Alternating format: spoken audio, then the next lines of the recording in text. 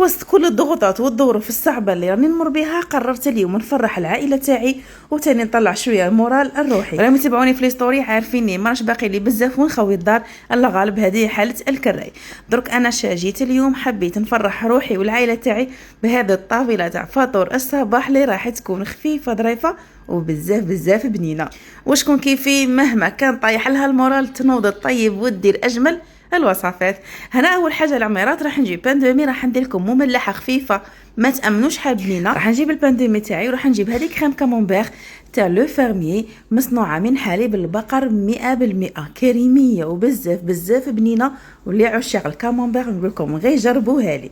دوك درت كيما شفتوني درت لا كريم تاعي طليتها، درت تاني بولي فيمي، من بعدها رفدت البان دومي تاعي اللي فيه الفرomاج تاني وغطسته ولا كيما راكم تشوفوني درت له البصل هذاك المقلي اللي يجي واجد. من بعدها قطعتهم على 4 وخليتها على جهه. ومن بعدها تاني درت بالخف بانكيك غير بحبه وبيض جا بزاف خفيف. وانا وعدتكم ان شاء الله راح نبارطاجي معكم الوصفه في فيديو وحده. من بعدها درك جا وقت باش نخدموا البلا تاعنا تاع الفرomاج ولا شاكيتري.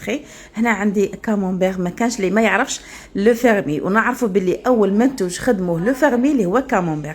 يعني لو فيرمي معروفين بزاف بلي كامونبير، اما الان فراه عندهم منتوجات ما شاء الله. درك انا درت الكامونبير في الوسط. راح نجيب تاني هذا الادام تاني قطعته.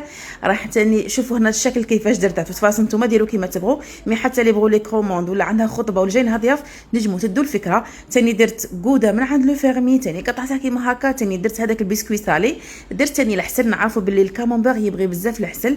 هذا البلا تاني الزوج درت فيه لي كونكاسي، درت الشيبس، درت تاني لي كريم كامونبير حطيتهم هنايا باش هكا اللي يبغي ياكلهم مع هذوك لي بسكوي سالي. ولو فيرمي تاني عندهم بزاف لي برودوي ولا دي نوفو برودوي اللي هو تاني هذا فرomاج اللي جاي بالتومول مع يشبه للجرفي. وكي درنا الكوك شو في القريه متوسطيه ما كاش واحد ما عجبهش هذاك فرomاج تاعو 3 فرomاج. وتاني درت لي كونكاسي. وهنا شوفوا كيفاش زينت الطاوله تاعي حاجه خفيفه بلا ما نسوا تاني قهوه حليب. سينو نتوما ديروا لاتاي، انا ما نبغيش بزاف لاتاي لا بها حطيت قهوه حليب.